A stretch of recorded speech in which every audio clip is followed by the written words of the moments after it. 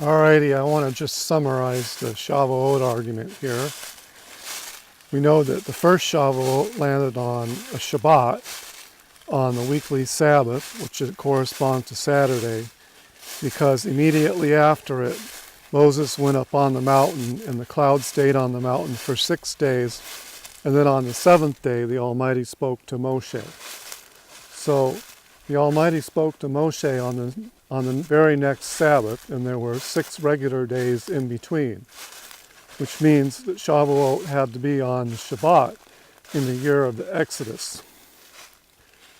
So that's the scriptural context that we know that in Leviticus 23:11, when it says, in the tomorrow of the Shabbat, the sheaf shall be waved, that it's speaking about an annual Shabbat. Because if in the year of the Exodus, the Shavuot had landed on a Sunday, then the legislation could mean only Sunday in Leviticus 23:11. The Karaites argue that it means only Sunday.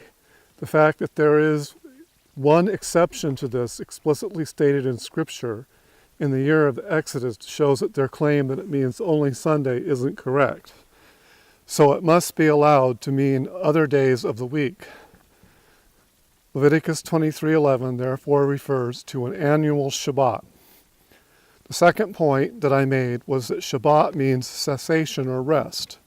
There is no particular requirement for the word Shabbat to refer to the 7th day. It in fact refers to annual rest days also.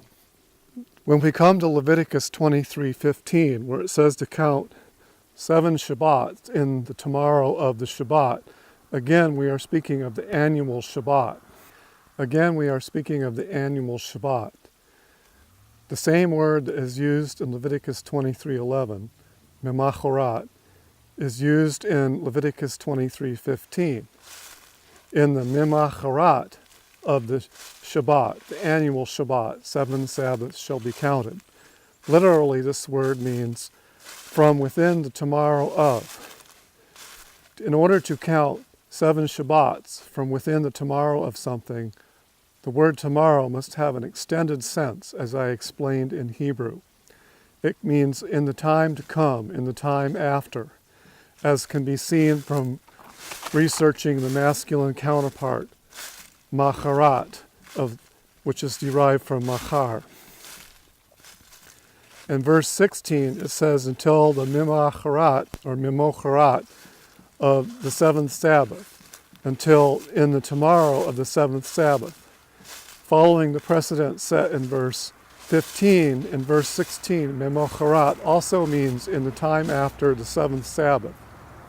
It could be the day after, but it could be up to a week after in order to reach the 50th day. And finally, I explained that Hamishim Yom means 50th day, and not necessarily 50 days in this context, since the word Hamishim in Hebrew is ambiguous and can mean either 50 or 50th. So that wraps up the summary for the Shavuot counting. Those who count from the 16th of the first month are counting correctly, and those who wait a week later until after the weekly Sabbath are counting incorrectly. Also part of the summary is that the rabbis try to explain the text by translating the word Shabbatot or Shabbatot as weeks. This is incorrect. It was a mistranslation introduced by a Jew named Aquila, who had once been a Christian who converted to Judaism. It was introduced through Targum Onkelos. The Karaites are correct in taking Shabbatot as literal Sabbath, but they are incorrect in that they do not perceive that mimocharat means in the tomorrow of something and can mean in the time to come, just as we showed from the context of verse 15 and by a strict analysis of the parts of the Hebrew word. Thank you for listening.